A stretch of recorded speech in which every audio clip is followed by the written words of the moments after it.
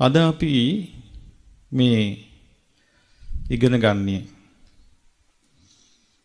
අට්ඨක වර්ගයේ ඒ කියන්නේ බුද්ධ කාලේ ඉඳලා මේ අට්ඨක වර්ගයේ බුදුරජාන් වහන්සේ ජීවමාන වැඩ සිටිද්දි මේ සූත්‍ර මේ විදිහට සංග්‍රහ වෙලා තිබුණා. ඒකේ මේ සූත්‍රේ නම කාම සූත්‍රය. කාමයන් ගැන වදාළ දෙසුම. කාමයේ කිව්වේ පංචකාමයේ. පංචකාමයේ ගැන වදාළ දෙසුම. කාමය කියලා කියන්නේ මොකද්ද? යම් රූපයක් ඉෂ්ටද කාන්තද මනාපද ප්‍රිය ස්වභාවයෙන් යුක්තද ඒක තියෙනවා ඉත්තා කාන්තා මනාපා පිය රූපා කාමෝපසංහිතා රජනීය ඉෂ්ට මනාප ප්‍රිය ස්වභාවය ඇති කැමැත්ත ඇති වෙන ඔව් කාමය කියලා කියන්නේ කැමැත්ත කැමැත්ත ඇති වෙන කෙලෙස් හට ගන්න යම් රූපයක් ඇද්ද ඒක කාමයයි ඉෂ්ඨකාන්ත මනාප කැමැත්ත ඇති වෙන කෙලෙස් උපද්දවන යම් ශබ්දයක් ඇද්ද ඒක කාමයයි ඉෂ්ඨකාන්ත මනාප කැමැත්ත ඇති වෙන කෙලෙස් උපදවන යම් ගඳ සුවඳක් ඇද්ද ඒක කාමයයි ඉෂ්ඨකාන්ත මනාප කෙලෙස් උපදවන කැමැත්ත ඇති කරන යම් රසයක් ඇද්ද ඒක කාමයයි ඉෂ්ඨකාන්ත මනාප කැමැත්ත ඇති කරන කෙලෙස් උපදවන යම් ස්පර්ශයක් ඇද්ද ඒක කාමයයි ඉෂ්ඨකාන්ත මනාප ඒ යම් පංචකාමයක් ඇද්ද ඒව තමයි මෙතන කාමය කියලා කිව්වේ එතකොට කාම අරමුණු වලට පාලියෙන් අපි කියනවා වස්තු අරමුණු ඒක වස්තුකාම කියනවා එතකොට කාම අරමුණු සාමාන්‍ය මිනිසෙකුට ලැබෙන්නේ මොන වෙන්ද සල්ලි වලින් ඊළඟට ඉඩ කඩන් දීපල යාන වාහන ඊළඟට අඹදරුවෝ අඳුම් පැළඳුම් ආහාර පාන මේවෙන් නෙමෙයිද කාමයෙන් ලැබෙන්නේ මේවෙන් තමයි කාමයෙන් ලැබෙන්නේ එතකොට කාමයෙන් ලැබෙන්නේ යමකින්ද මිනිසයා ගිජු වෙන්නේට නොවේද මිනිසයා ගිජුවන්නේ ඒටයි ඒ ගැන විස්තරයක් මේ දේශනාවේ තියෙන්නේ. බුදුරජාණන් වහන්සේ වැඩ සිටියේ කාලේ සවැත් නුවර එක බ්‍රාහ්මණයෙක් හිටිය ගොවියෙක්. අචිරවතී ගංග අයිනේ මෙයා කුඹුරක් කළා. ඒ කුඹුර හාදී දවසක් බුදුරජාණන් වහන්සේ දැක්කා. උන්වහන්සේ හැමදාම බලනවන්නේ උදේට සමාපත්තියකට සමවැදිලා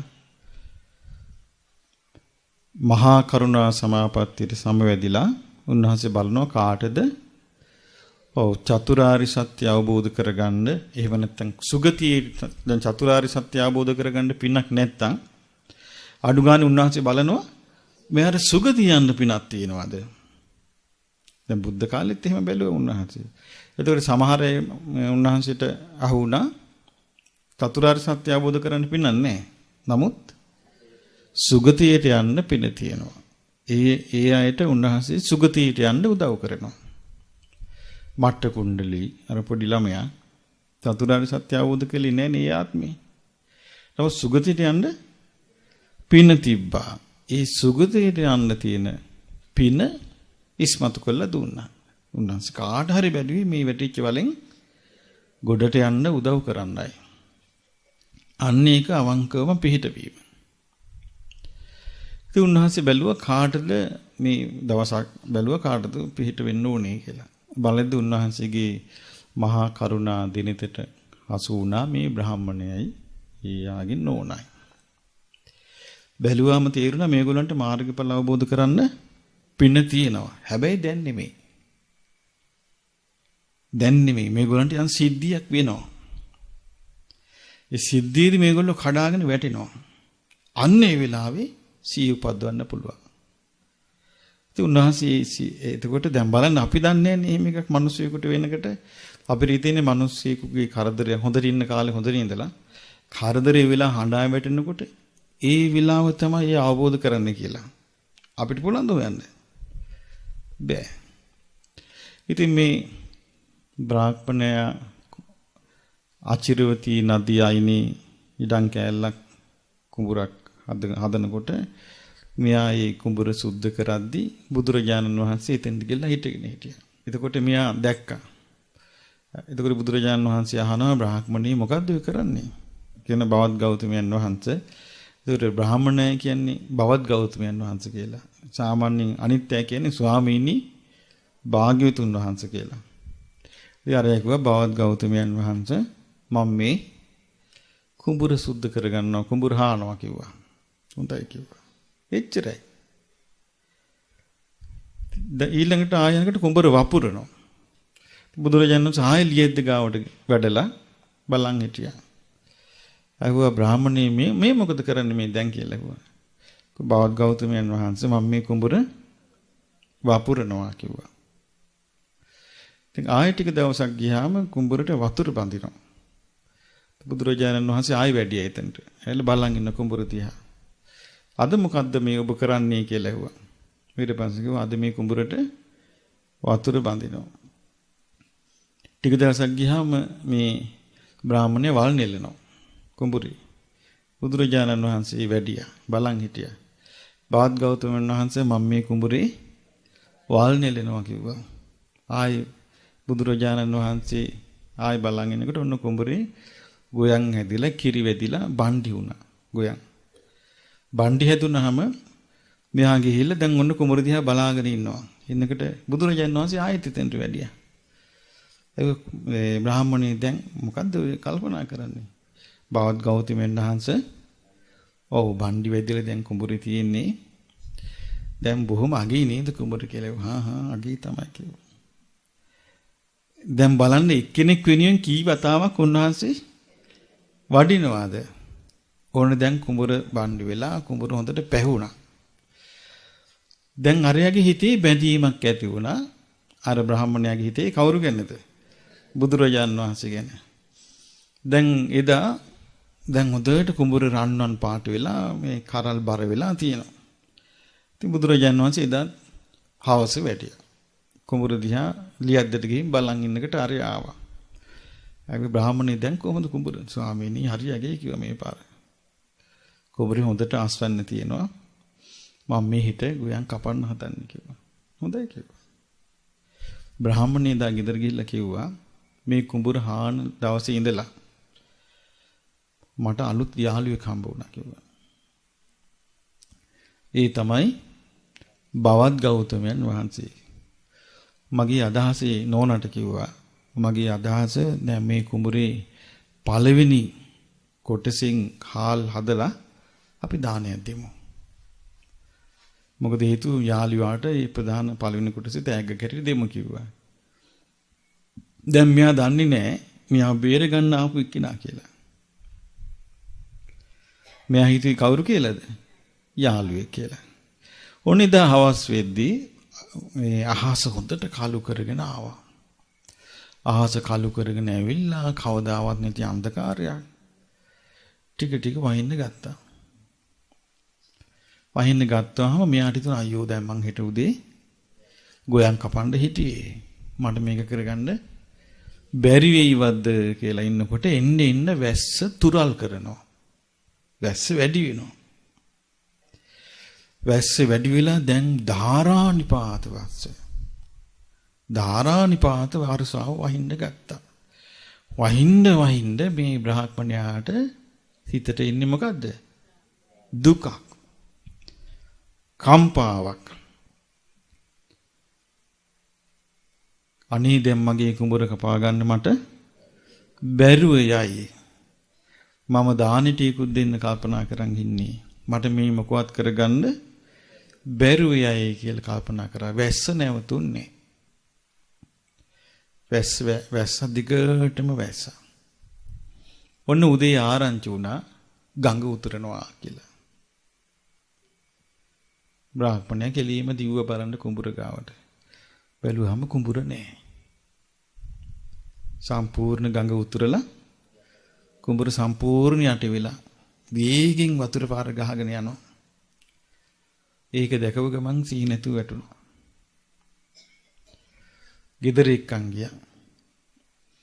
ගෙදර එක්කන් ගිහිල්ලා දැන් ගෙදර අඬනවා පොළවේ හැපෙනවා. අනේ මම බොහොම ආසාවෙන් මේක වගා කළේ. මම බොහොම කැමැත්තෙන් මේ වගාව කළේ.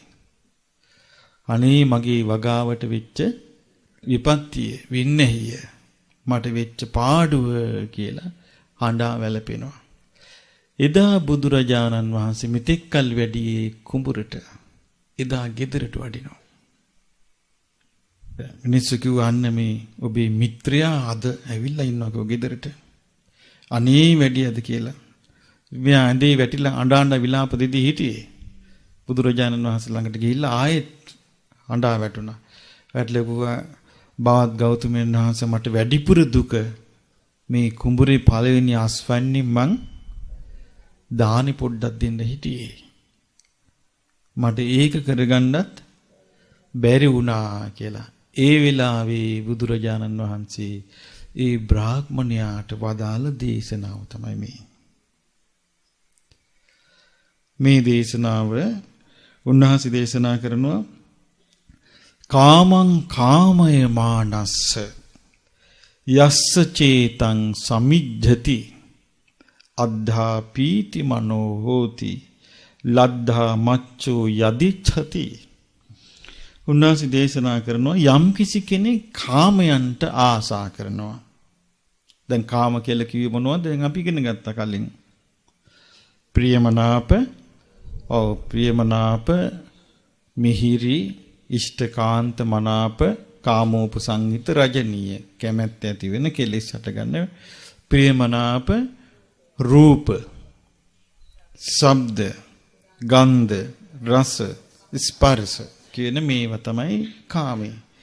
යම් කිසි කෙනෙක් මේ කාමයන්ට කැමති වෙලා ඉන්නවා.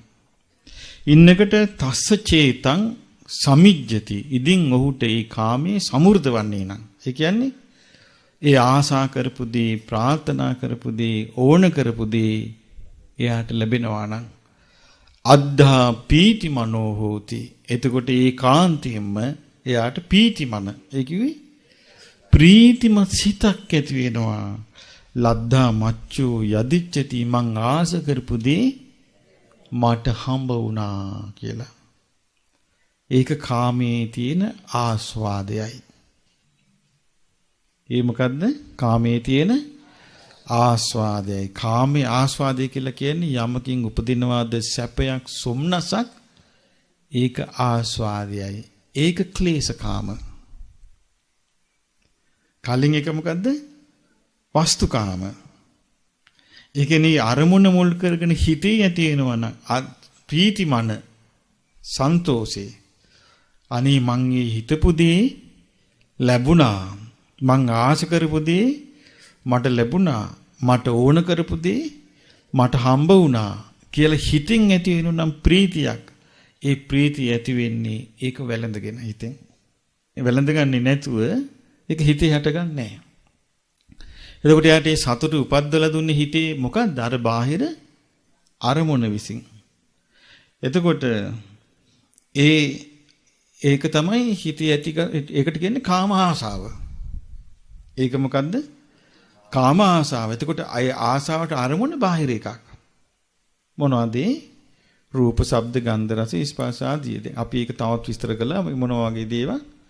ඉඩකඩම්, යාන වාහන, අඹදරුවෝ, දීපල මේ ආදී ඔක්කොම තමයි කාමේ. ඒතර මේ කාමේ ලැබුණාට පස්සේ හිතේ ඇති වෙන සතුට, සොම්නස, ප්‍රීතිය. ඒක මොකද්ද? කාම ආස්වාදය. බුදුරජාණන් වහන්සේ දේශනා කරනවා ඊට පස්සේ තස්සචේ කාම යානස්ස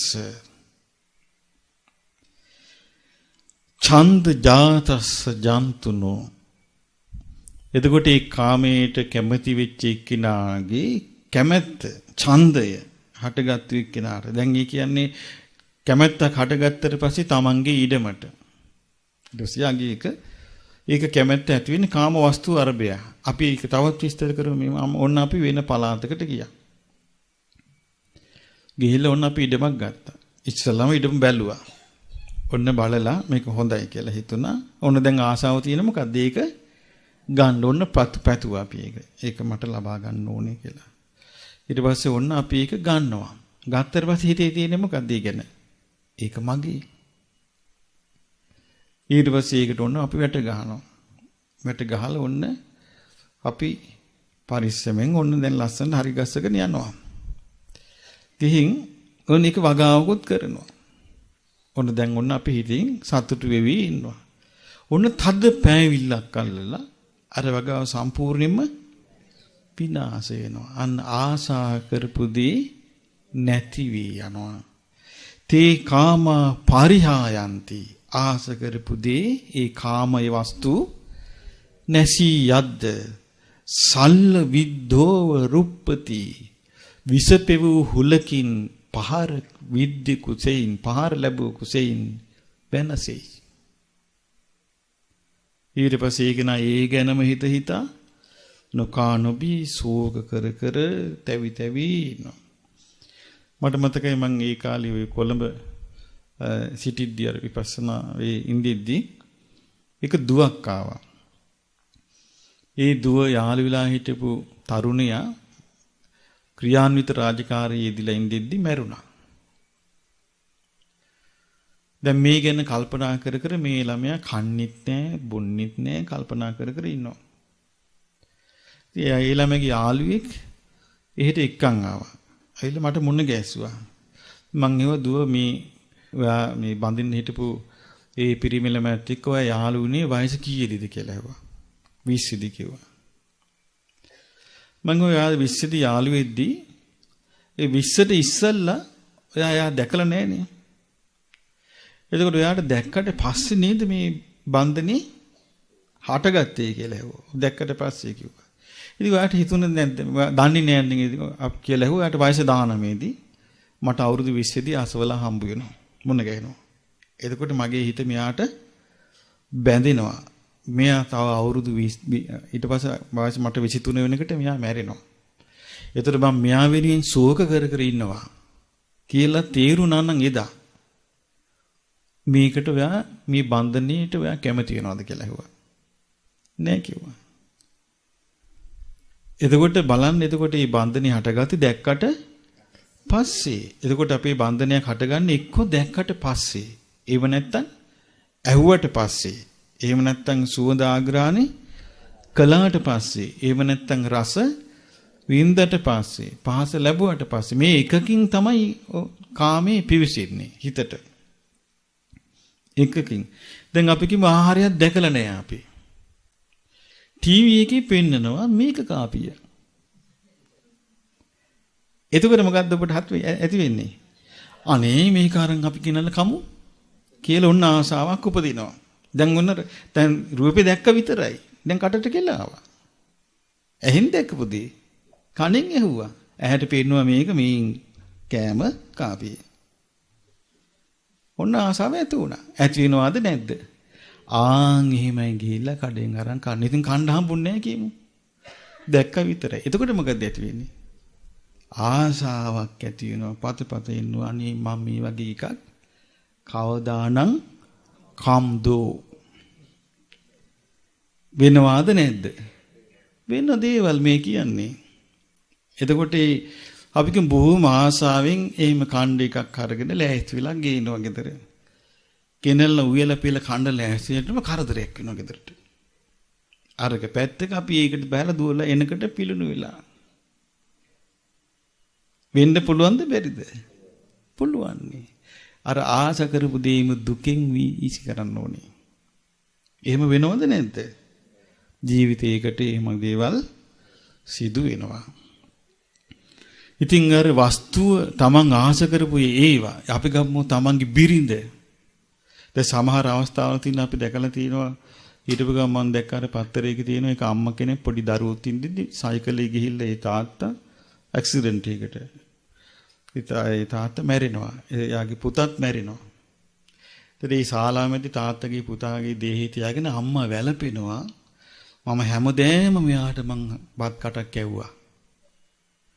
මගේ ස්වාමියාට මං හැමදේම බත් කටක් කැව්වා. මම කාටද දැන් කවන්නේ? හැමදේම මම මග බලන් හිටියා.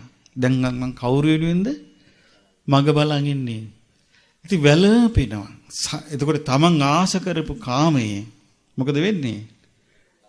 යම් විලාග නැති වෙලා ගියාද සල්ල විද්දෝව රූපති කුලකින් පාර කෑ කෙනෙක් ලෙසින් දුකටපත් වෙයි. එතකොට මේක දන්න එක්කෙනා මොකද කරන්නේ? මේකේ තියෙනවා බුදුරජාණන් වහන්සේ වදාරනවා මේක අවබෝධ වෙච්ච කෙනා යෝ කාමී පරිවජ්ජේති යම් කිසි කෙනෙක් කාමයේ දුරු කරයිද පරිවජ්ජේති කියන්නේ දුරු කරයිද කොහොමද දුරු කරන්නේ? සප්පස්සේව පදාසිරෝ භයානක සර්පේකුගේ කට ළඟ මූණ ළඟ නම් අපේ කකුල තියෙන්නේ. දැන් අපි කියමු අපි යනකට ගමනක් යනකොට උන කකුල තිබ්බා. බලද්දි පිටිපස්සෙන් ඕ නායකගේ මූණ තියෙන්නේ. නායක කියනවා පේනේ කරන්. ඔන්න කකුල ගාව භයානක සර්පෙක් ඉන්නවා. දැන් මොකද කරන්නේ? හිමින් අයින් කරනවද කකුල? ඔව් හැකිතාක් වේකින් ඒ කකුල එතනින් අහකට ගන්නේ යම්සේද බලන්න කුරුණාසිගේ වචනනේ සප්පස්සේව පදාසිරෝ බිහිසුණු විසගෝර සර්පේකුගේ හිස ළඟින් තම පාදය ඈත් කරන්නේ යම්සේද එලෙසින් කාමයන් දුරු කරයි. දැන් මේ වගේ දේශනා අහලා නේද බුද්ධ කාලේ ඔක්කොම අතහැරලා ගියේ? ඇයි බුදුරජාණන් වහන්සේ නායකත්වයේ දරා ඉන්නවනේ. මේ කාලෙත් බුදුරජාණන් වහන්සේ වැඩ හිටියනම් ඕන තරම් ඉන්නවා අතහැරලා යන්න. ඉතින් මේ යෝ කාමේ පරිවජ්ජේති සප්පස්සේව පදාසිරෝ ඒ කාමයේ අත්හරිනවා කියනවා. සප්පස්සේව පදාසිරෝ බිහිසුණු සාරපියෙකුගේ හිස ළඟින් පය ඈත් කර ගන්නාසෙයින් ඒ වගේ සෝ ඉමං විසත්තිකං ලෝකේ ඒ වගේ තමයි ලෝකයෙහි විසත්තිකා කියලා කියන්නේ තෘෂ්ණාවට කියන නම. විසත්තිකා කියන්නේ ස්ත්‍රී ලිංග පදයක්. ඒකේ තේරුම තමයි වෙලියන්නේ වෙලා ගන්නේ. මොකක්ද වෙලා ගන්නේ? සිත වෙලා ගන්නේ. මොකෙන්ද වෙලා ගන්නේ? තණ්හාවෙන්. සතෝ සමති වත්තති ඒකේන සිහියෙන් යුක්තව ඒකේ ඉක්මවා යනවා. සිහියෙන් යුක්තව ඉක්මවා යනවා. එතකොට බලන්නේ සිහියෙන් යුක්තව ඉක්මවා ගියාම දැන් බුදුරජාණන් වහන්සේගේ කාලේ රහතන් වහන්සේ නමක් හිටියා භද්දිය කියලා. උන්වහන්සේ මේ ගිහි කාලේ රජ කෙනෙක්. උන්වහන්සේ නිවන් අවබෝධ කළාට පස්සේ ගහක් යට ගිහින් වාඩි වුණත් තනියම හිටියත් උන්වහන්සේට නිකම්ම කියවෙනවා අහෝ සුඛං කියනවා. එතකොට ද රජ කෙනෙක් කියලා මේ ගිහි කාලේ ප්‍රාදේශීය රජෙක් කියලා භික්ෂුන් වහන්සේලා දන්නවා සමහර අය. දන්නකට කල්පනා කළා මේ අනිත්‍යයේ ඇද හොයන්න මාස ආයෙත් ඉන්නවනේ. එතකොට ඒ භික්ෂුන් වහන්සේලා හිතුවා දැන් මේ අහෝසුකම් කියන්නේ අර රජකම සීපත් වෙලම හිත දියුණු කරන කෙනෙකුට ඒ වගේ අදහස් ඉන්නේ නැහැ. හිත දියුණු නැති අයටනේ ඇදී අනිත්‍යයේ ඇදී හොයන්නේ Taman දියුණු නැති අය. Taman දියුණු වෙච්ච කෙනා Tamanගේ පාඩුවේ ඉන්නවා. ඒක තමයි දියුණු වෙච්ච කෙනාගේ තියෙන ලක්ෂණේ. දියුණු එක්කිනා පිරුණු කලී වගේ. පිරුණු කලී ස්වභාවය මොකද්ද? නොසැලී කැළඹෙන්නේ නැතුව තියෙනවා. ඒ වගේ යම් කිසි කෙනෙක් ධර්මයේ අහු වෙනව නම් එයාට ධර්මයේ අල්ලන එක්කිනා ඔබට හොයාගන්න හොඳ ක්‍රමයක්. මොකද්ද? පාඩුවේ ඉන්නවා. අනුන්ගේ කුණු කන්දල් වලට අත දාන්න, අනුන්ට අවවාද, ඒ කියන්නේ අනුන්ව ධර්මයට ගන්න දැඟලිල්ලක් තමන් නෑ, තමන්ගේ පාඩුවේ ඉන්නවා. ඒකින් තමයි අඳුරගන්නේ මේ මියානම් ධර්මයේ අල්ල ගන්න පුළුවන් කෙනෙක් කියලා. පාඩුවේ ඉන්නවා.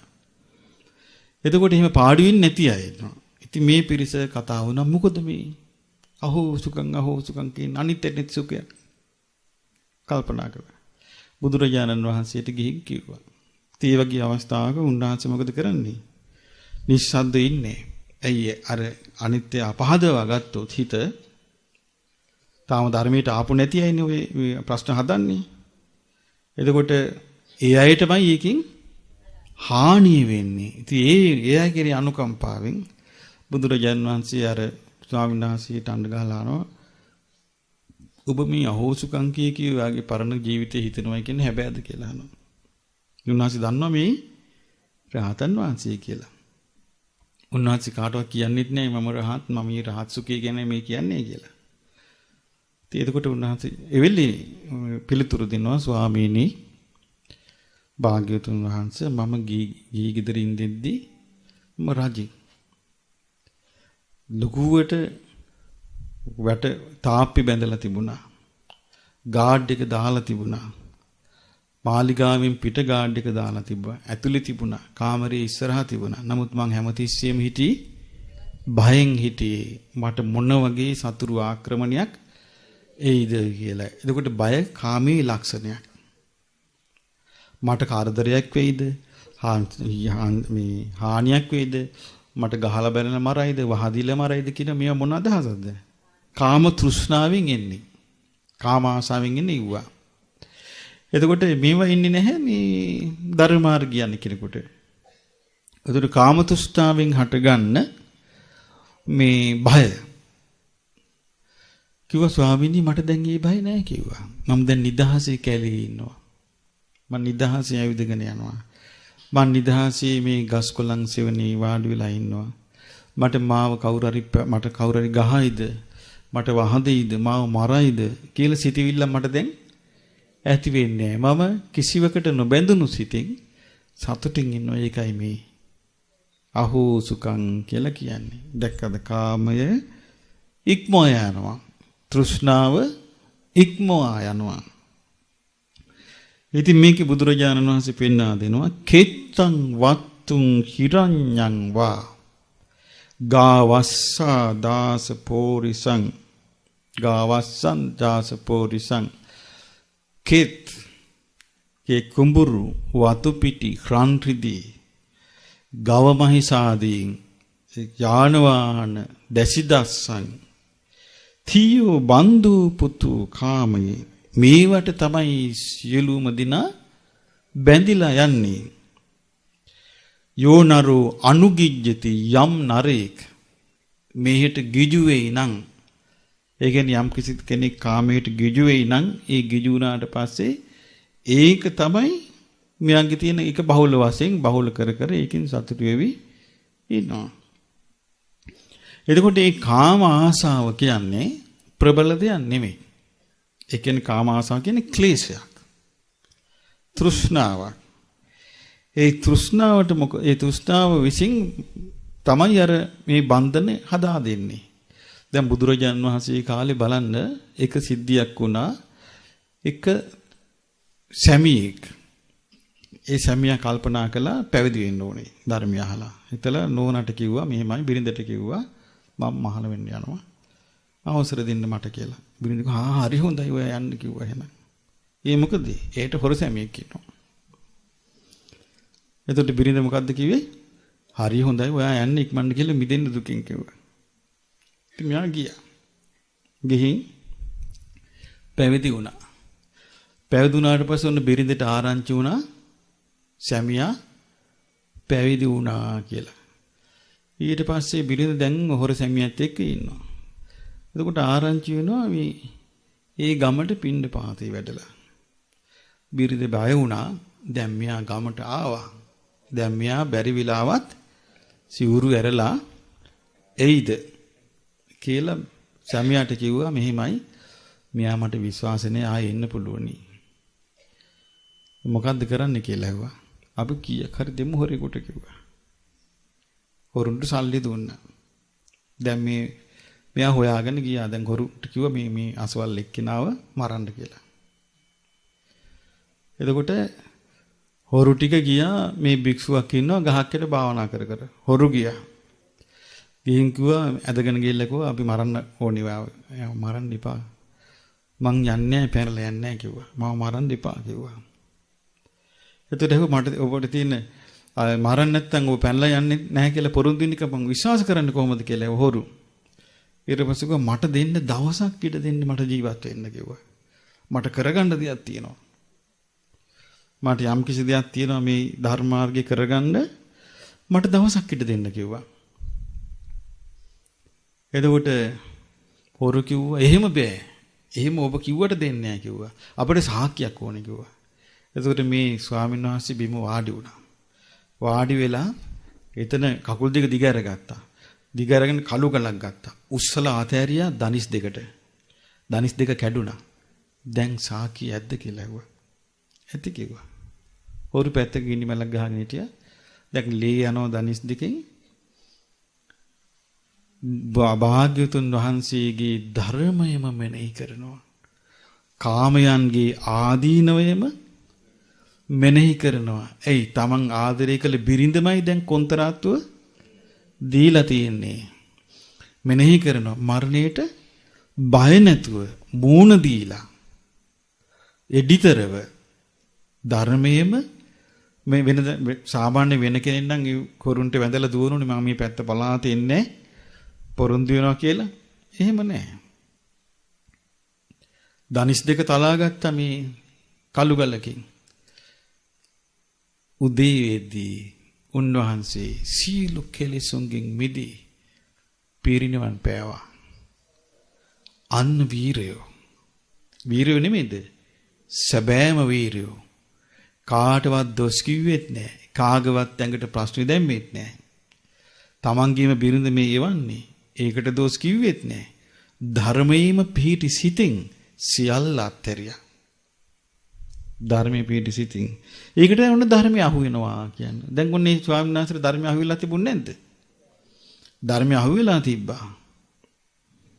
එතකොට ධර්මයේ අහු වෙච්ච කෙනෙක් ක්ලේශයන්ගේ පැත්ත ගන්නෑ.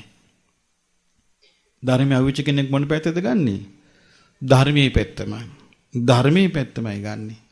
එතකොට මේ විදිහට බුදුරජාණන් වහන්සේ දේශනා කළ මේ කෙත් කුඹුරු වතු පිටි ගෙවල් දොරවල් යාන වාහන දැසිදස්කම් කරු පුරුෂයන් ස්වාමියා බිරිඳ මේවා තමයි සාමාන්‍යයෙන් මිනිස්සුගේ හිත බැස ගන්න කරුණු. ඉතින් මේවයි බැසගත්තට පස්සේ යා ආස්වාදයෙන් සතුටු වෙනවා ආදීනවෙන් දුකටපත් වෙවි. ආදීනවා කියලා කියන්නේ අනිත්‍ය වීම නැති වෙලා යෑම. දැන් අපි ගත්තොත් මේ ලෝකේ තමන්ගේ බිරිඳගේ මරණයෙන් එහෙම නැත්නම් පුරුෂයාගේ මරණයෙන් දරුවන්ගේ මරණයෙන් වැළපී ඉන්නයි නැද්ද? වැළපී ඉන්නයි ඉන්නවා. එතකොට තමන්ගේ වස්තු අහිමි වීමෙන් වැළපී ඉන්න අය කී දෙනෙක්ද? ඒ හැමෝට මේක සිද්ධ වෙන්නේ කාමයට තියෙන බැඳීම නිසා, ඇල්ම නිසා. එතකොට බුදුරජාණන් වහන්සේ දේශනා කරනවා අබලානං බලීයන්ති මද්දන්තේනං පරිස්සයා. අබල වූ ඒ කියන්නේ සාමාන්‍ය මිනිස්යාගේ හැකියාව, මිනිස්යාගේ කුසලතා, මිනිස්යාගේ දක්ෂතා, මිනිස්යාගේ හිතන්න පුළුවන්කම මේ ඔක්කොම විනාශ කරන්න පුළුවන් දෙයක් තමයි කෙලෙස් කියන්නේ. දැන් මං කියුවේ ඒක දැන් අර කාන්තාවට තිබ්බන යම් ස්වාමි භක්තියක්. ඒ ස්වාමි භක්තිය විනාශ කළේ තමන්ගේ කාමාශාව නේද? තමන්ගේ කාමාශාවමයි සැමියා කෙරේ තියෙන භක්තිය විනාශ කළේ. එතකොට මේ කාන්තාව දැන් ආනන්තරීය පාප කර්මයකට අහු වුණානේ. ඒ කියන්නේ දැන් ඒ හේතු කරගෙන තමයි මේ උන්වහන්සේ මේ ධනිස් දෙක කඩාගත්තේ. ඒකම පාදක කරගෙන උන්වහන්සේ පිරිනුවම් පෑවා. උන්වහන්සේ නිකලෙස් වෙලා පිරිනුවම් පෑවා. නමුත් ඒකට පාර කැපුවේ කවුද? බිරිඳ. බිරිඳ ආනන්ත පාප කර්මයට අහු වුණා. අර හොරු ටික ආනන්ත පාප කර්මයට අහු වුණා. එයාගේ සැමියා, හොර සැමියා ආනන්තරී පාප කර්මයට අහු වුණා. දැන් ඒගොල්ලෝ කොහේ යද්ද? නිරේ. දැක්කද කාමාසා විසින් පුද්ගලයාව ගෙනියන තැන පුද්ගලයාගේ තියෙන බලය නැති කරලා දානවා. කුසල් බලේ වනසනවා. එතකොට කුසල් බලේ වනසන දෙය මොකද කරන්නේ? මේ කාමයට යට වූ පුද්ගලයාව යට කර ගන්නවා. කාමයට යට වූ පුද්ගලයාව යට කරගන්නේ ක්ලේශය විසින්. කෙලෙස්. කෙලෙස් විසින් මේ පුද්ගලයාව යට කර ගන්නවා. බුදුරජාණන් වහන්සේ දවසක් දේශනා කළා මහණෙනි මම දැකලා තියෙනවා මව්පියන් නිසාවත් බොරු නොකියන අය. මව්පියන් නිසාවත් බොරු නොකියන අය. අර එක තැනක සඳහන් වෙනවා මේ හොරු රංචුවක් ඉන්න කැලයක් මැද්දෙන් ස්වාමීන් වහන්සේ නමක් වඩිනවා. අනිකට හොරු රංචු මේ ස්වාමීන් වහන්සේව අල්ල ගන්නවා මරන්න. අල්ලගත්තාම මේ ස්වාමීන් වහන්සේ කියනවා අනේ මම භික්ෂුවක් මම නිදහසේ ඉන්න කෙනෙක් මාව මරන්න එපා. එතන මගේ මුකුත් ගන්න දෙයක් නැහැ කියනවා. ඒත් හොරු කියනවා හොඳයි එහෙනම් තමසිව නිදහස් කරනවා. හැබැයි පාරේ ඉන කාටවත් කියන්න එපා අපි පාරේ ඉන්නවා කියලා. ඒ ස්වාමීන් වහන්සේ දැන් කැලින් ගෙදර වෙන කිට්ටුවකට දෙමව්පිය වෙනවා. කැලින් මේ කැලි හරහා යන්න. ඉතින් කතා කළා පුතේ හොඳින් මේ වහන්සේ හොඳින් වැඩියද හොඳින් ආවා අම්මේ. එහෙනම් අම්මලා පිටත් ඉන්න මං යන්නම් කියලා යනවා පුතා. කැලේදී අහුවෙනවා හොරුන්ට දෙමව්පියෝ. අහුවෙනකොට දෙමව්පියෝ අඬන්න ගන්නවා.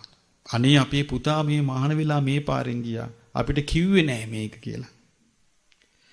මේ හොරු කට්ටියකට අහුවෙනවා කියලා කිව්වේ නෑ. දෙමව්පිය නිසාවත් බොරු කියන්නේ නෑ. අපිට කිව්වේ නෑ කිව්වා. එතකොට හොරු හිතුවා ඇත්තම ශ්‍රේෂ්ඨ මිනිස්සෙන්නේ. තමන්ගේ දෙමව්පියන්ටවත් බොරුවකින් මුකුත් කියලා නෑනේ. දහස් කළා දෙන්නව. බුදුරජාණන් වහන්සේ වදාලා දෙමව්පියෝ නිසාවත් බොරු නොකියන භික්ෂූන් පස්සේ කාලේ සිව්පසේ නිසා බොරු කියනවා. ලාභ සත්කාර කීර්ති ප්‍රශංසා ආසාවෙන් බොරු කියනවා. දෙමව්පියන් නිසාවත් බොරු නොකීපු අය. පස්සේ කාලේ දකින්නවා කිව්වා ලාභයක් උදෙසා බොරු කියනවා. කාමයේ ආදීනව. ඒ මොකද්ද? පුද්ගලයාගේ යහපත් ගතිගුණ වනසන්නා වූ කෙලෙස් විසින් ඒ පුද්ගලයාව යට කරනවා. ඇයි ඒ දකින්නේ මේ කාමයේ කියන එක අර බිහිසුණු සර්පයෙකුගේ හිස වගේ කියලා දකින්නේ. එතන කකුල තියන් ඉන්නවා. සර්පයා දෂ්ට කරනවා. ඒ බුදුරජාණන් වහන්සේ කාමයේ පෙන්වා දෙනවනේ. කාමයේ මොන වගේද? සර්ප හිසක් වගේ කියලා කියනවා. කාමය. අන්න සර්පිත කිව්වේ ඒකයි. සර්පයාගේ ඔළුව ළඟ නම් කකුල තියෙන්නේ. එයා ඉක්මනට මොකද්ද කරන්න ඕනේ? වහාම කකුල ඈතට ගන්න ඕනේ. ඊළඟට උන්වහන්සේ දේශනා කළා තියෙනවා තව කාමයට තව උපමා. මොනවද? ඔව් මස්සදැල්ලක් වගේ කියනවා කාමයේ කියලා කියන්නේ. ගිජුලිහිනියෙක් මස්සදැල්ලක් අරගෙන අහසේ ඉගිලෙනවා. ඌට නිදහස ඉගිලෙන්න දෙන්නේ අනිත් ගිජුලිහිනියෝ. මොකද කරන්නේ? පස්සෙන් පන්න කොටනවා. ඒතකොට අර ගිජුලිහිනිය මොකද්ද කරන්න ඕනේ? මස්සදැල්ල අතාරින්න ඕනේ.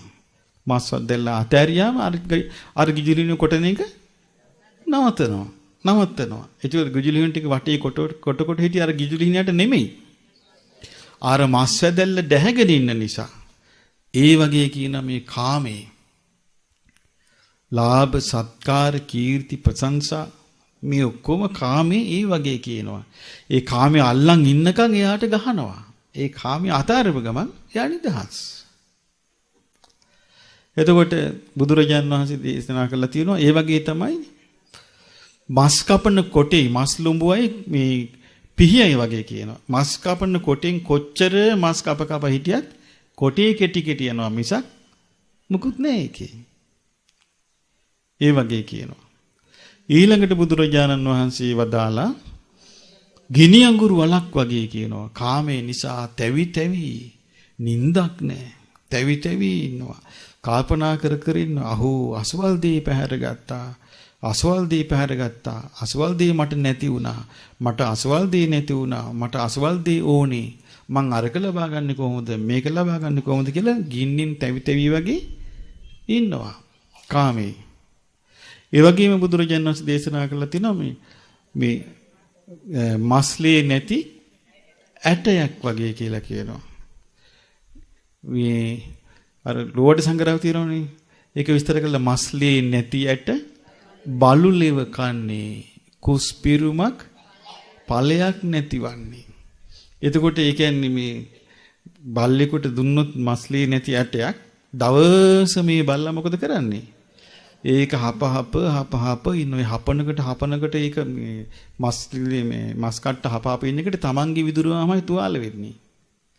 එතකොට ඒ ලීරහ හිතනවා මේ බලු පැටියා මේ මස් වලින් එන එකක් කියලා. ඒකෙම කාලෙක වෙනවා. ඒ වගේ කියනවා මේ කාමය. ඒ කාමයන්ගේ ස්වභාවය මේ වගේ විවිධාකාර විදියට බුදුරජාණන් ඊළඟට පෙන්වලා දීලා තියෙනවා මේ රුක්ඛ පලූපමා කාම. ගහක ගෙඩි වගේ කියලා කියනවා. ගහක ගෙඩි කන්න ආස කෙනෙක් මේ ගහට නගිනවා. නැගලා ගහේ අත්තක වාඩි වෙලා ගෙඩි කකා ඉන්නවා. එතකොට තව කෙනෙක් කියනවා පොරවක් අරගෙන. එයාට ගහේ නගින්නේ දන්නේ නැහැ. එයා මොකද කරන්නේ? ගහ කපනවා.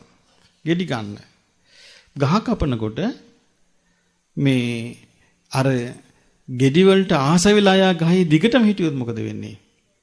එයාත් එක්කම විනාශ වෙනවා. එයා මොකද්ද කරන්නේ? ඕනේ Tamanට ආදරේ නම් ගහින් බහින්න ඕනේ. මේ වගේ බුදුරජාණන් වහන්සේ කාමයේ ගැන විවිධ උපමා වලින් පෙන්වා දුන්නා. විවිධ අයුරින් පෙන්වා දුන්නා. එතකොට මේ කාමයේ කියන්නේ පුදුම විදිහට මනුස්සය විනාශ කරන එකක්. මහා කස්සප මහරහතන් වහන්සේගේ ශිෂ්‍ය නමක් හිටියා. උන්වහන්සේ බොහොම මහන්සිය මේ ධර්මයේ දියුණු කරන්න කල්පනා කළා. ධ්‍යානත් ඉපැද්දෙව්වා. ප්‍රථම ධ්‍යාන ආදී ධ්‍යානත් ඉපැද්දෙව්වා. අසුභ භාවනාවෙන් ධර්මයේ තුලින් ධ්‍යාන උපද්දවලා ධ්‍යානලාභීව හිටියා. කාලයක් ගිය ඇවෑමේ මෙයා මේ භික්ෂුව පින්නපාත ගිහිල්ලා යනකොට මෙයා විසභාග අරමුණක් දැක්කා. ඒ කියන්නේ ස්ත්‍රී අරමුණක් දැක්කා. දැකලා මෙයාගේ හිතේ අර කුසල් යටපත් වෙලා මාර්ගඵල ලබන්නේ අවස්ථාවේ මාර්ගඵල ලබලා හිටියේ නෑ. අකුසල් හටගත්තා. සිවුරු ඇරියා.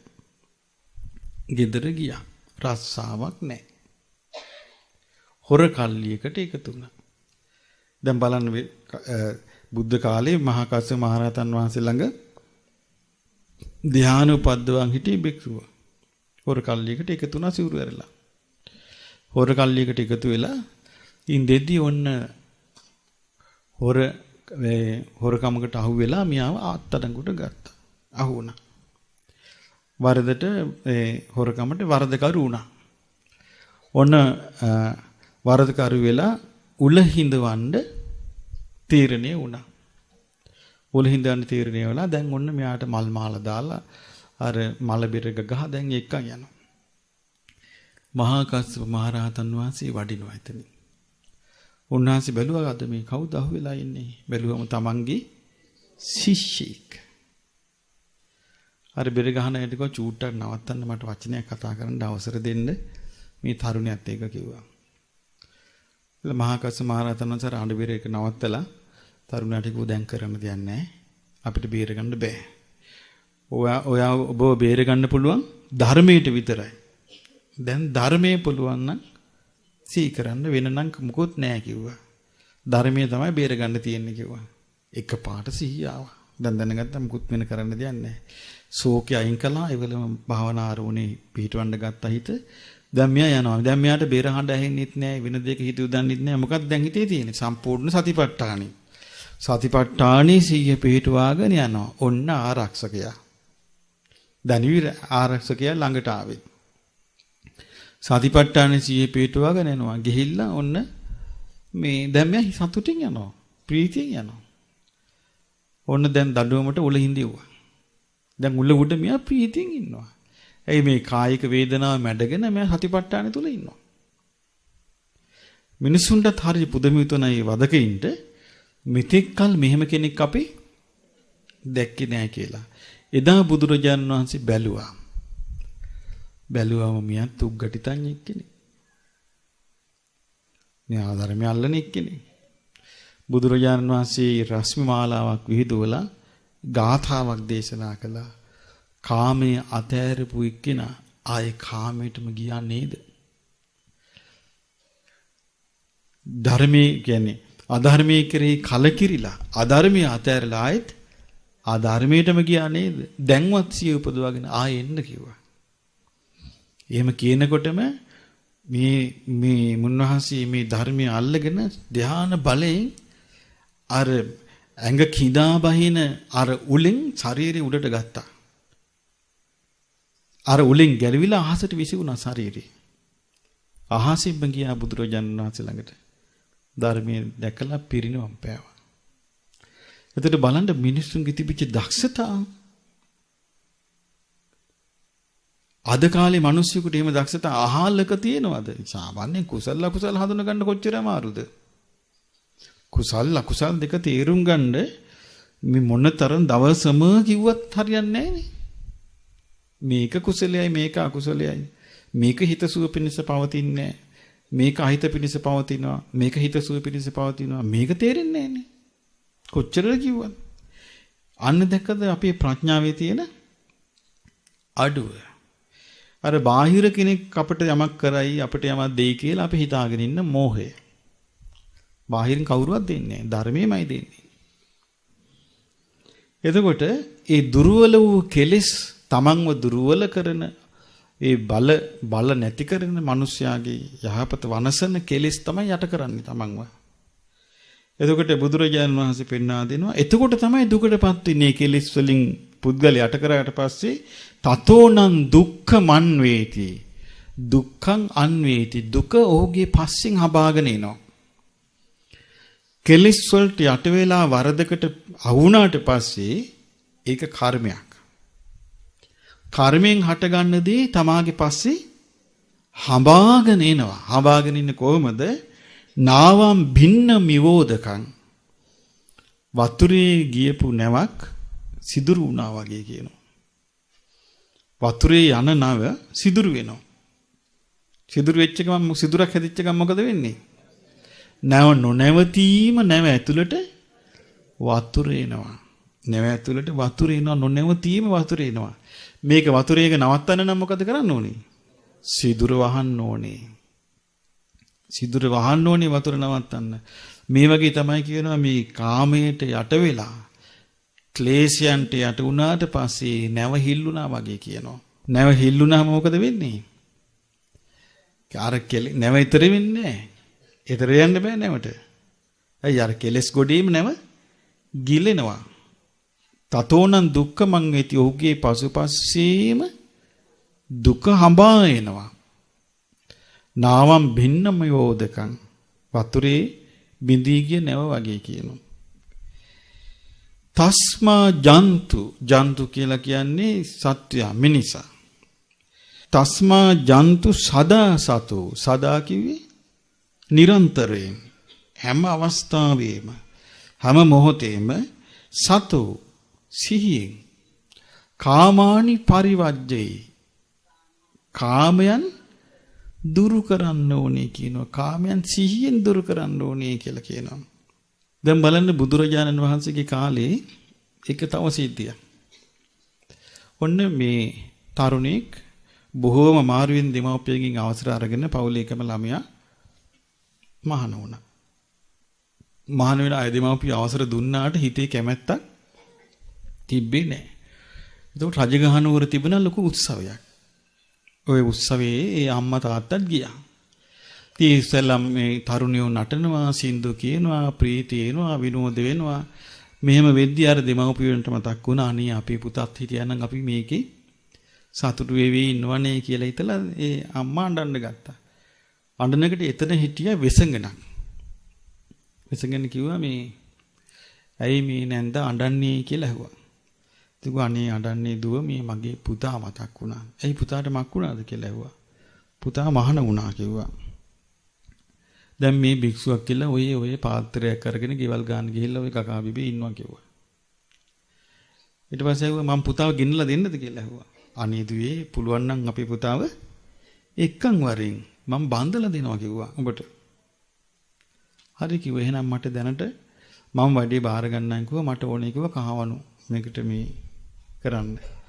ඊට පස්සේ බැලුවා කොහෙද ඉන්නේ කියලා. බැලුවම සවැත් නුවර. වෙසඟන ගියා දැන් සවැත් නුවරට. සවැත් නුවරට ගිහිල්ලා ගියක් කුලියට ගත්තා. දැන් ගියක් කුලියට අරගෙන දැන් දානමාන දැන් ඔන්න දැන් භික්ෂුන් වහන්සේලා පින්ඩපාත වඩන එකට මොකද කරන්නේ? දානි දෙනවා. දැන් පෙනී හිටින්නේ කවුරු කියලාද? සදහැවති. දැන් ඔන්නේ සදහැවති දන් දෙනවා. දැන් අර ස්වාමීන් වහන්සේලා පිණිස ගෑනවා. දැන් මාක් කළා හිටියා මේ ලකුණු තියෙන කෙනා තමයි කියලා. ඔන්න දැන් එයා අඳුනගත්තා මේ පාරේ යනවා.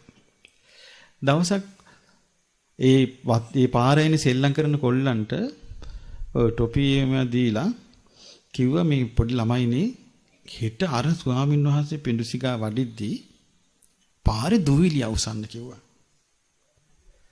එතකොට අන්න ළමයි පිඬුසිඟා වඩිද්දී පාරේ දුවිලි අවසනවා.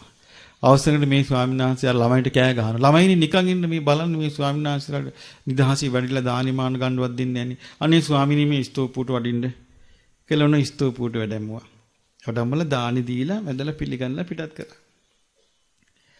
අනිත් දවසේ අර ළමයි ඔක්කොම මේ කිව්වා හෙට අනිත් දවසේ ඔයගොල්ලෝ වතුර ගහ ගන්න කිව්වා. එදත් ඔන්න ස්වාමීන් වහන්සේ පින්ඩපාතයකට ඔන්න වතුර ගහ ගන්නවා. අර වෙසගෙන ඒ ළමයින්ට බැනලා අනේ ස්වාමීනි මේ ඇතුළේ ශාලාවට වඩින්න මේ බලන්න මේ ළමයිගෙන් කිසි මේ කරදර කියලා ඇතුළේ ශාලාවට වැඩමුවා. ඔන්න එදත් දාන දීලා පිටත් කළා. ඊළඟ දවසේ කිව්වා ස්වාමීන් වහන්සේ හරි කරදරයි මේ උඩ තට්ටුවට වඩින්න අද කියලා ඔන්න උඩ තට්ටුවට එක්කන් ගියා. එක්කන් ගිහලා දාන දීලා කිව්වා අනේ ස්වාමීනි මේ මමත් මේ තනිකඩ වෙන්නේ අපි දෙන්න මේ වගේ දානමාන දීලා පින් දහම් කරගෙන ඉම්මු කිව්වා. මුකුත් කිව්වේ නැහැ උන්වහන්සේ. ආයෙ පිටත් වෙලා ගියා. දැන් ගිහිල්ලා කල්පනා කරනවා. ඔන්න ආසාව හටගත්තා. මහානකමට හිත ආසාව නැතුව ගියා. බුදුරජාණන් වහන්සේට මේ කාරණේ සැලවුණා. මෙයා කල්පනා කර ඉන්නවා දැන් දාන ගන්නෙත් නෑ මේ කියලා. බුදුරජාණන් වහන්සේ එක්කන් ගිහිල්ලා බුදුරජාණන් වහන්සේ කාට එක්කන් ගියා. මහා කිව්ව භික්ෂුව දැක්කද රසයට ගිජු වීම ගිය දුර රසයට ගිජු වීම ගිය දුර දැක්කද කියලා. ඔය ගෑනීම කිව්වා ඔය කාන්තාවම මීට කලින් ආත්මෙත් ඔබේ රසයට ගිජු බව නිසා ඔබ රාජමාලිගාව දක්වා අරන් ගියා කිව්වා. ඒ කොහොමද කියලා කතන්දරය ආවා. ඊට පස්සේ එක මුවෙක් හිටියා. රත්තරන් පාට මුවෙක්. මේ මුවව අල්ලගන්න විදියක් නැහැ. ඒතකොට රජබිසුවට ඕනේ මුව දකින්න. ඊට පස්සේ රජබිසුව ඒ කැලෑවේ කිට්ටුවට පැලක් ගහගෙන ගිහිල්ලා මීපෙනි තවරපු තනකොළ දැම්මා. මීපෙනි තවරපු තනකොළ කකා දැන් මුව පුරුදු වුණා මීපෙනි තනකොළ කන්න. දවසක් මොකද කළේ? අර බිසව මීපෙනි තනකොළ දදා හිමින් පාරට ගෙනා මුවව. ඊට පස්සේ මාලිගාවටම අරගෙන ගියා. මුවව ගිහලා හිර කළා. පෙරාත්මෙත් ඔක කළා කිව්වා. ඔන්න දැක්කද මේ කර්මේ පන්නන හැටි. ඉතින් එදා යන්තම් බේරුණා. පෙරාත්මෙ කළාට ඒ ආත්මෙ කරගන්න බැරුව ගියා. බුදුරජාන් වහන්සේ සිය උපද්දවලා උන්වහන්සේ නිකලෙස් වුණා. එතකොට බලන්නේ නෙయ్య. සිය උපද්දවලා ධර්මයේ පුරුදු කළා ධර්මයට පැමිණෙව්වා. නමුත් විනාශ වෙන්න ගියේ මොකෙන්ද? කාමෙන්. ධර්මයෙන් නෙමෙයි විනාශය ගෙනියන්නේ. කාමෙන්. ධර්මයෙන් කිසි කෙනෙක්ව විනාශයට ගෙනියන්නේ නැහැ. කාම වස්තු වලින් කාමෙන් තමයි විනාශයට ගෙනියන්නේ. තස්මා ජන්තු සදා සතෝ. ඒ නිසා මිනිසයා හැම කල්හිම සිහියෙන් කාමානි පරිවජ්ජේ කාමයන් දුරු කළ යුත්තේය. කාමයන් දුරු කළ යුත්තේය. ඒ කාමයන් දුරු කරන එක්කෙනා ඒ කිව්වේ කාමයන්ට අහු නොවි. දැන් බුද්ධ කාලෙත් එහෙම වුණා. එහෙනම් අදත් එහෙම වෙනවා. හෙටත් එහෙම වේවි. මොකද මේ ධර්මයේ තියෙන විස්තර වෙන ස්වභාවය අකාලිකයි. හැම කාලෙදීම මේ ස්වභාවය මේ විදියට සිද්ධ වෙනවා. බුදුරජාන් වහන්සේගේ මනාකොට දේශනා කරන ධර්මයක් මේ. ඒ ධර්මය තුළ විස්තර වෙන දේ සත්‍යයක්. ඒ සත්‍යයේ හැමදාම ස්වභාවය එකම විදියයි. ඒතකොට කාමෙන් ඉදාහානි වුණා නම් අදහානි නොවිතීද? අදත් ඒ විදිහටම හානි වෙනවා. අදහානි වෙනවා නම් කාමෙන් හෙට හානි නොවිතීද? අනාගතයේත් ඒ විදිහටම හානිය වෙනවා. ඒ නිසා අර නුවණින් කල්පනා කරලා තමයි සිහියෙන් යුක්තව කාමයන් දුරු කළ යුත්තේ. කාමානි පරිවර්ජේ කාමයන් දුරු කළ යුත්තේ. තේ පහය තරේ ඕගං අන්නේ කෙනා ඕගය ඕගේ කාමයන් අත්හැරලා දාලා ඕගේ තරණය කරනවා. ඕගේ කිව්වේ වේගවත් සැඩපහර. මොනවද ඕගේ? කාමෝග, භවෝග, දිට්ඨියෝග, අවිජ්ජා ඕග. ඕග හතරයි. කාමෝග කිව්වේ කාමයේ නැමැති වේගවත් සැඩපහර. දැන් මේ කාලේ පුද්ගලයෝ කාමෝගයට දැඩි ලෙස අහුවෙලා මේ සතර රෝගයටම අහුවෙලා ඉන්නේ. කාමයට දැඩි ලෙස අහුවෙලා ග්‍රහණය වෙලා ගහගෙන යනවා. ඒ මොකීට ගහගෙන යනවද? කාමයේ නැමැති වේගවත් සැඩපහරට ගහගෙන යනවා. කාමෝග. ඊළඟට දිට්ඨියෝග. දිට්ඨියෝග කියලා කියන්නේ දෘෂ්ටි. දැන් දැක්කද අර මේ දවස්වල ඔය ඉරාකයේද කොහෙද අර ISIS කියලා ත්‍රස්තවාදී කණ්ඩායමක් බිහිසුණු මිත්‍යා දෘෂ්ටියක් පතුරවලා විශාල පිරිසක් මිනි මරාගෙන යනවා. ඔබට අහන්න ලැබෙන්නේ නැද්ද ප්‍රවෘත්තිවලින් එහෙම? ඒ ඕගේට අහුවෙලා.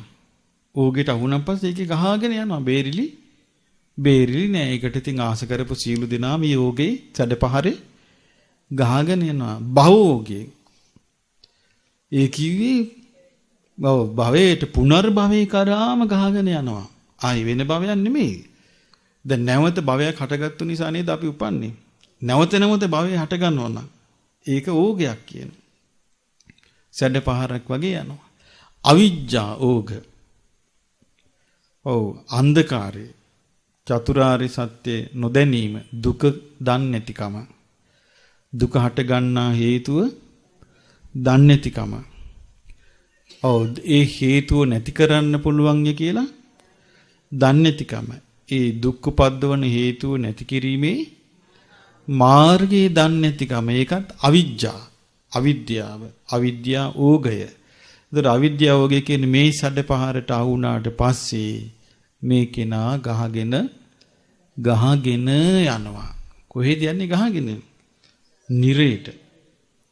තිරිසන් ලෝකෙට. ප්‍රේත ලෝකෙට. සතර අපායට ගහගෙන යනවා. අයි බේරෙන්නේ තැනක් නෑ. එතකොට මේ ගහගෙන යන එකෙන් වලකින්න තමයි මේ නැවක් තියෙන්නේ. ඒ නැව සිදුරු වෙලා නම් මොකද වෙන්නේ? එනේ සිදුරු වෙලා නම් ඒක ඊතර වෙන්නේ. ඒක ගිලිනවා. බුදුරජාණන් වහන්සේ පෙන්වා දෙනවා එයා කොහොමද ඒක ඊතර කරන්නේ? කාමයේ අත්හැරලා ඕගෙන් ඊතර වෙනවා කියනවා. නාවං සිත්වාව පාරගු. ඒ වතුර පිරින නැවේ සිදුර වහලා ඒ පිරිච්ච වතුර ටිකෙන් නැව හිස් කරන්න ඕනේ කියනවා. දැන් ඔන්න නැව තියෙනවා ගඟ මැද්දේ. ඔන්න සිදුරක් ඇවිල්ලා වතුර එනවා. ඉස්සලම කරන්න මොකද්ද? සිදුර වහ ගන්න ඕනේ. වහ ගත්තට පස්සේ නැවේ ඉතුරු වතුර ටික තියෙනවා. ඊට පස්සේ මොකද්ද කරන්නේ?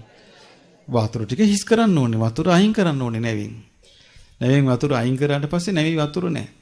ඊට පස්සේ නැව සුවසේ ඉතිරට යනවා.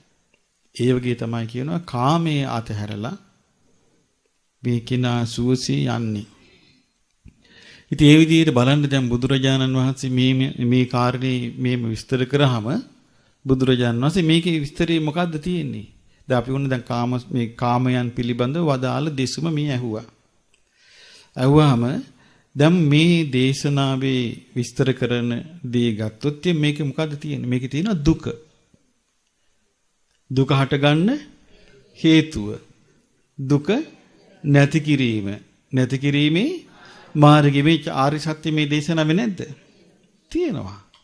එතකොට මේ දේශනාව අහපු මේ බ්‍රාහ්මණයා සෝවාන් ඵලයටපත් වුණා. ඒ බ්‍රාහ්මණ තුමිය ඒ කිව්වේ තුමාගේ බිරිඳත් සෝවාන් ඵලයටපත් වුණා. එතකොට බලන්න මේ අවස්ථාව පිනිස බුදුරජාණන් වහන්සේ කොච්චරනම් කැප වුණාද? ඒ පුද්ගලයාව සෝවාන් ඵලයටපත් කරවන්න මොනතරම් මහන්සියක් උන්වහන්සේ කී වතාවක් ඒ කුඹරට වැඩියද? කී වතාවක් නම් ඒ කුඹරේ එයා දිහා බලන් හිටියද? කුඹරේ විස්තරනේ අහා හිටියේ. එයාට මුකුත් කිව්වේ නෑ. ඔක එකපාරට ධම්මකෝ වැසක් එයි. ඔක මෙයා වෙලා යයි කියලා කිව්වනම් එයා විරුද්ධ වෙනවා නේ. එහෙම කොහොමද කියලා විරුද්ධ වෙලා වචනයක් ගැස්සিলা ගියා නම් පව් රැස් වෙනවා. පව් රැස්ුණා නම් මේ පිනට තියෙන අවස්ථාව අහිමි වෙනවා. බුදුරජාණන් වහන්සේ වේලාසෙනින් මොකවත් කිව්වේ නැහැ. මොකවත් කිව්වේ නැහැ. එයාගේ සැප දුක් කොහොමද දැන් වපුරනවද? දැන් වතුර බඳිනවද? දැන් පැහුණද කී ඒවා විතර හිටියේ. නම් බුදුරජාණන් වහන්සේ දන්නවා මේ විදිහට විපත්තියක් මේ ප්‍රදේශයට සිද්ධ වෙනවා කියලා. හැබැයි මේ සිද්ධියත් එක්ක මෙයාට මේකේ සිහිය උපද්දවන්න උපකාරී වෙනවා කියලා. ඉතින් යා හොඳට මේ වැටිලා හිටපු වෙලාවේ මේ කරපු දේශනෙන් යාට හොඳට තේරුම් ගත්තා. අවබෝධ වුණා. ඉතින් බුදුරජාණන් වහන්සේගේ කාලේ හිටියේ මිනිස්යන් නන් ඒකයි වාසනාවන්ත. ඒ බුදුරජාණන් වහන්සේ දේශනා කළේ ඒ ධර්මයේ චතුරාර්ය සත්‍ය ඉලක්ක කරගෙනයි. ඒ චතුරාර්ය සත්‍ය ඉලක්ක කරගෙන කරපු මේ දේශනාවල් නිසා ඒ යහපතක් විශාල යහපතක් ඇති කරගත්තා. දැන් ඔන්න අපි මේ ධර්මය අහනවා. දැන් අපි ධර්මය අහද්දී අපි මේ ජීවත් වෙන්නේ කාම ලෝකේ නේද? එතකොට මේ ධර්මයෙන් මේ විස්තර කරන දේ අදටත් මේ ලෝකේ සිද්ධ වෙන දෙයක් කියලා අපිට තේරුම් ගත්තාම ඒ තේරුම් ගන්න අපිට උපකාර වෙන්නේ නෝන. අපේ නෝන. ඒකින් අපිට උපතින්ම පිළිටන්න ඕනේ මේ ධර්මයේ අල්ල ගන්න ඕන කරන රටාව. දැන් අර බ්‍රාහ්මණයට උපතින්ම තිබ්බා. නමුත් එයාට ඒකට අවස්ථාව ඕනි. එතකොට අපිට මේකෙන් පේනවා ධර්මය අවබෝධ කරගන්නත් කෙනෙකුට යම් යම් පසුබිමක් අවස්ථාවක් තියෙන බව. එහෙම එතෙක් මෙයා ධර්මයේ පුරුදු කර මෙනෙහි කර නුවණින් මෙනෙහි කර යන්න ඕනේ. දැන් බලන්න අර පටාචාරා භික්ෂුණිය රහත් වෙච්ච විදිහ. දැන් පටාචාරා ඉස්සෙල්ලාම සෝවාන් වුණා.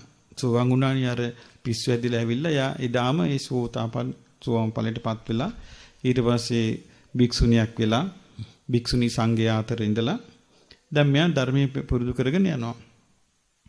ගිහිල්ලා මේ දැන් අර මරණ සතිය හොඳට ජීවිතේ වැඩිච්ච කෙනෙක් නේ මෙයා. එදා මොකද කළේ? කුටියේ ඉස්සරහට ගිහිල්ලා කුටියට ඇතුළු වෙන්න මේ වාජනෙන් පැන් අරගෙන කකුල් දෙකට දාගත්තා. වතුර පොඩ්ඩක් ගිහිල්ලා පොළොවට හිඳුණා. එතකොට උන්වහන්සේට පටාචාරා භික්ෂුණීන් වහන්සේට හිතුණා මේ විදිහට තමයි පුංචි කාලේ මැරෙන්නේ. ආයි වතුර එකක් දැම්ම කකුල් දෙකට.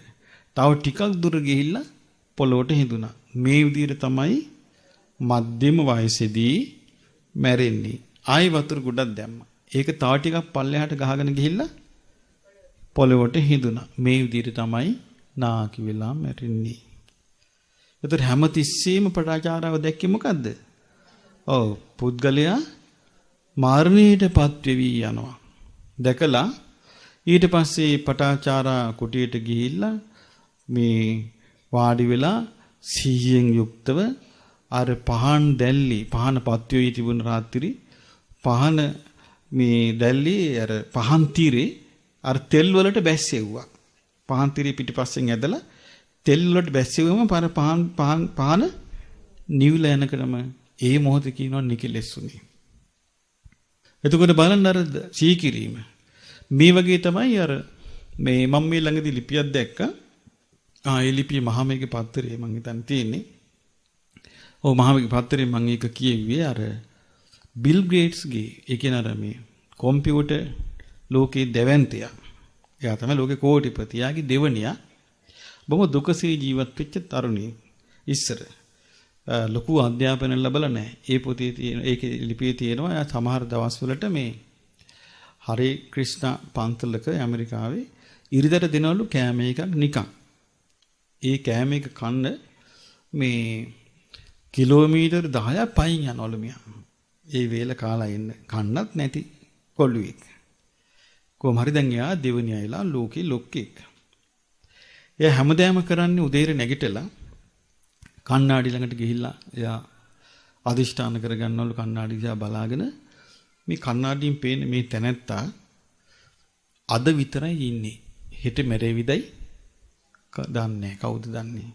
ඊට පස්සේ අද මම කරන්න තියෙන දෙයින් යහපත් දේ කරනවා කියලා. එහෙම කල්පනා කිරීම නිසා කියන එයා ගොඩක් වැඩ කළා ගොඩක් සොයා ගැනීම කළේ. එයා ගොඩක් සොයා ගැනීම කරන්න එතකොට යාට උදව් කළේ මොකද්ද? මරණ සතිය. අපි මෙහි මරණ සතියෙන් ඍණාත්මකයි ඒක නෙගටිව් කීකී අතාරිනවා. අර මිනිස්සු දැක්ක දල්ලන විදිය. බුදුරජාණන් වහන්සේ නමක් නෙගටිව් කියයි කියලා මම නම් හිතන්නේ. බුදු කෙනෙක් තමයි නියම පොසිටිව් දෙයක් දේශනා කළේ. එතකොට මේ අන්ධබාල පුතඥ ලෝකෙට නෙගටිව් පොසිටිව් වරදින්න පුළුවන් ඉතින් ඒක අන්ධබාල කම නිසා දන්නේ නැහනේ.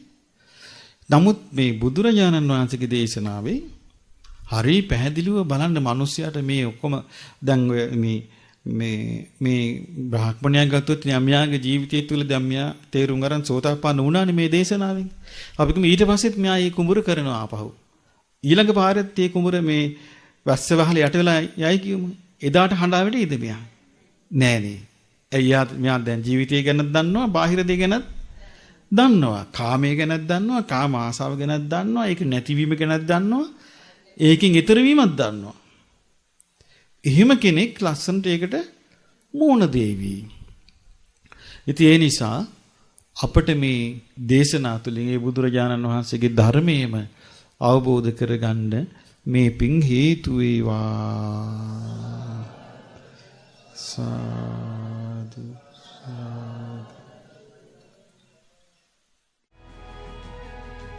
මෙවැනි වටිනා ධර්මදේශනා නැරඹීමට ශ්‍රද්ධා YouTube චැනලය සබ්ස්ක්‍රයිබ් කර සීනුව ලකුණ ඔබන්න.